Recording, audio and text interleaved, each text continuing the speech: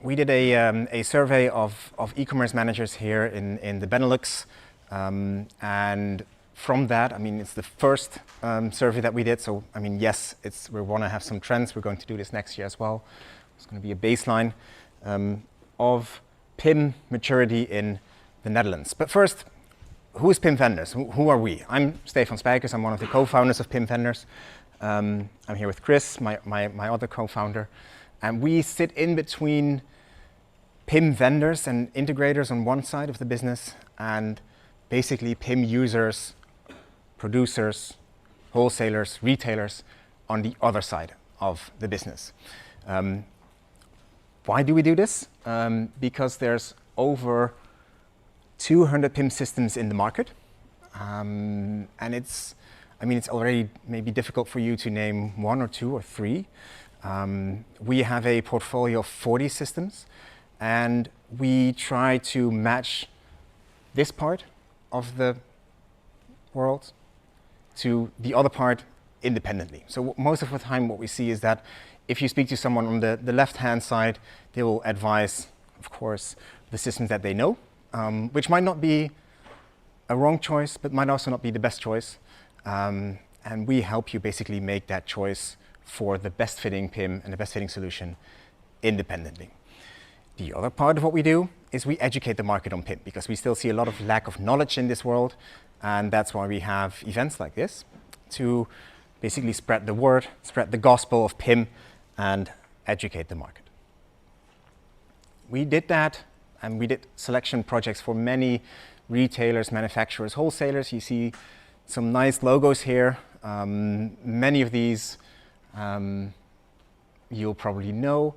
And what we do is we help them with the PIM selection, and we also help them with the PIM implementation, not by implementing a PIM, but basically by managing the project, being a technical product owner, making sure that what is implemented is actually what you want, instead of what the vendor wants or what the implementation partner thinks you want. And again, I mean, we have a selection of PIM solutions. So we have a selection of entry-level solutions. We have a selection of mid-market solutions. Some solutions go from mid-market to enterprise. So we also have enterprise solutions in this group to match you to a PIM that fits your current needs, but also helps you if you have grown in 5 years, 7 years' time, and maybe have some different requirements or at least different ambitions. So we help you find a PIM that fits you. So again, what is PIM? I think many of you will know, so we'll go through this real quick, but it's the process of the product information management setup, and it's also the tool, of course. And you have data going in, so from different internal and external sources, your ERP, your content teams, your photographer, your translation agency, videos, product data, all going in. You want to enrich that, combine that, create relationships, create spare part relationships, upsells, sets, and then publish those to your output channels. Could be your own e-commerce store, could be an app, could be a marketplace to bol.com, Amazon, kleedjes.com, whatever you like. Could be a catalog, a printed catalog or a digital catalog, and obviously, already discussed, the marketplaces. And then the second part, or the sort of interesting bit that is also important, is we help you fit that PIM into your architecture. You all have this sort of set architecture with tools. Peter already mentioned it's a growing thing, and it grows organically, and people want to protect it. But then how do you fit it in? So how do you fit that PIM process into your architecture is something we help you with as well. So you get input sources from your ERP, your product lifecycle management tool, maybe other sources, and then through the MDM tooling, or maybe the PIM and MDM tooling, master data management tooling, combined, you go to your output channels. And those could be internal, like, again, different departments, your e-com store, your app, and then the external publishing channels as well, in this case, Amazon, a data pool, maybe directly to a customer. And then through that process, you have interactions with your DAM, your digital asset management tool, and you want to have control and workflows managing that process and making sure that you know how many products are ready for publishing on the German market because there's a German translation available, or how many of them need a SEO update because Google updated their algorithm and now you have to update all your meta titles and meta descriptions. The reason why we're here, the reason why we're doing this is also for the report that we built. We surveyed over 300 e-commerce managers in the Benelux, and we have 5 questions that we designed together with Pieter, and basically to gauge the e-commerce maturity or the maturity on content and tooling. And they did that on a scale of 1 to 7. And we have a report available that you can download from our site. But I also wanted to walk you through the major conclusions. So I think that the main conclusion that we have is that there's a product gap and a content gap. And we saw that internally. Maybe there's already sort of discussions on how to manage your PIM best internally and embed that into processes. But again, in that sort of across the value chain, that process across the value chain, there's already a gap.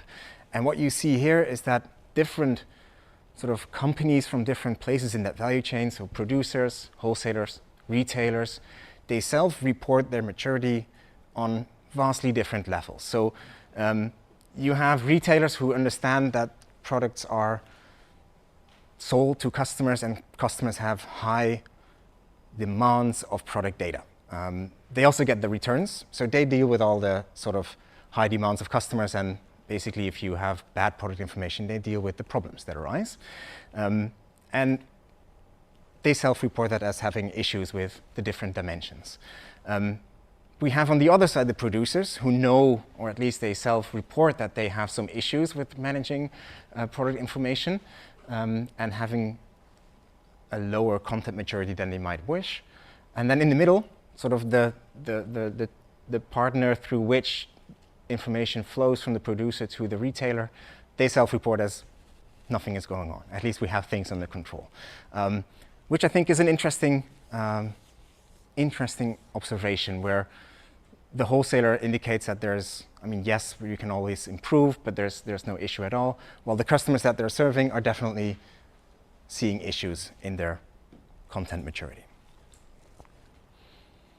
And we've also identified some ways to bridge that gap. So first of all, might be an open door, but improve communication and collaboration. Standardization might help, but it's one thing you can do. Investing in tools, investing in content, and embracing technology and new trends to basically smoothen that process and improve that technology, improve that content process. Standardization, or collaboration, communication, and standardization. I think it's important that companies understand that they're part of this supply chain, basically, of product content. So acknowledge your interdependence of both your sources and also your channels. And I think an image of containerization is an interesting functionality here. You're all playing a role in delivering that customer experience.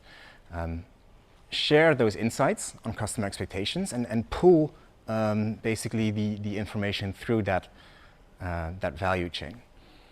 And of course, it helps if there are standard product data models available and maybe data pools that help you in delivering content from producers through or even skipping wholesalers altogether directly to retailers. Second point is investing in content and investing in tools. Specifically, wholesale is lagging, and I think we need to recognize that they have to support that production distribution process. And it's not just physical goods that they're distributing. Invest in content creation and also invest in tools and making those tools available. And they have a direct positive ROI. Just ask me for the report afterwards when we're having drinks. And then finally, embracing technology. I think we've all sort of played around with ChatGPT by now. I think it's already implemented in many of the different tools that we have.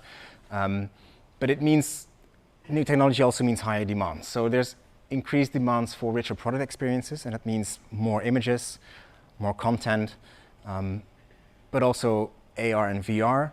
And I think if you compare maybe the product detail page that we just saw of the Apple iPhone to maybe just a standard product on bol.com 5 years ago, there's a whole world of difference.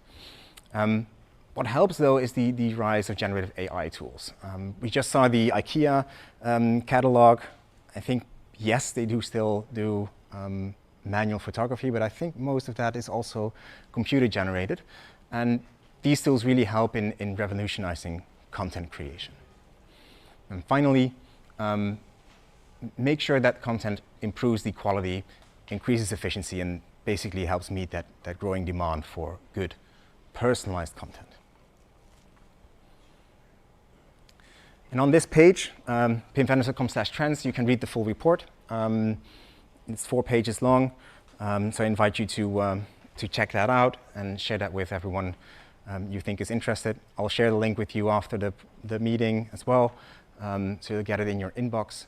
I really want to thank Pieter as well in making sure that we built this and we created this trend report. Next year we'll have not just the baseline, but also the survey data from the following year. So be very curious to see how that develops over the coming years, and then obviously are all invited to discover the trend in 2024.